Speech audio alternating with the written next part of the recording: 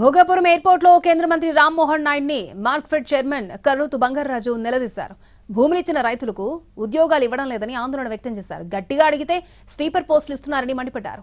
రైతులు కూడా తమ సమస్యలను పరిష్కరించాలని కేంద్ర మంత్రిని నిలదీశారు.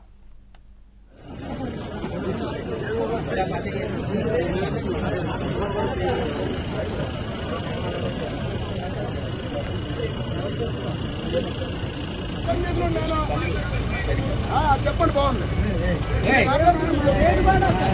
తీసుకోవచ్చు కదా.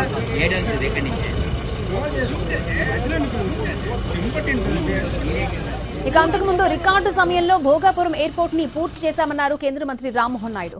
సీఎం చంద్రబాబు, పవన్ కళ్యాణ్, ప్రధాని మోడీ సహకారంతో ఈ కార్యక్రమం విజయవంతంగా పూర్తయిందన్నారు. ఇది రాబోయే రోజుల్లో పెరిగే ఫ్లోటింగ్ ని తట్టుకునేలా నిర్మించినట్లుగా తెలిపారు కేంద్ర మంత్రి.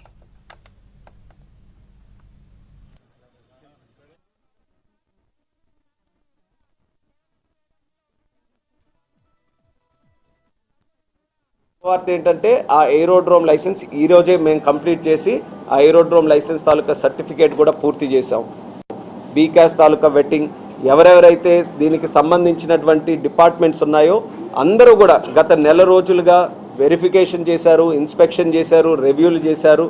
అందరూ కూడా చాలా ఆనందంగా బ్రహ్మాండంగా ఎయిర్పోర్ట్ వచ్చింది, ఏ సమస్యలు కూడా లేవని ప్రతి ఒక్కరు కూడా లైసెన్సెస్ కూడా ఇవ్వడం జరిగింది. ఇక మిగిలింది మనం ఇనాగ్రేషన్ చేసుకోవాలి. దానికి కూడా మనకు ముందు నుంచే ఒక ఆలోచన ఉంది. ఇంత బ్రహ్మాండమైన ప్రాజెక్టు మనం నిర్మించుకున్నది మన దేశ ప్రధానమంత్రి నరేంద్ర మోదీ గారి చేతుల మీదుగా దీని తాలూకా ఇనాగ్రేషన్ జరగాలని మనం ముందు నుంచి కూడా ఉన్నటువంటి ఆలోచన. దానికి సంబంధించి మన ముఖ్యమంత్రి వర్యులు ఆల్రెడీ లెటర్ కూడా పిఎం గారికి రాశారు. వీలైనంత వరకు ఈ నెలలోనే చేయాలని కూడా మళ్ళీ మేము రిక్వెస్ట్ చేశాం. ఎలాగో లైసెన్స్ కూడా వచ్చింది కాబట్టి ఎక్కడ మనకి ఇబ్బంది లేదు ఆపరేషన్ స్టార్ట్ చేయడానికి.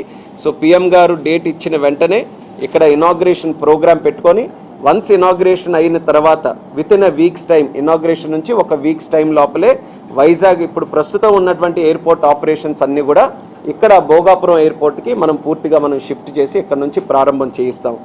ఈరోజు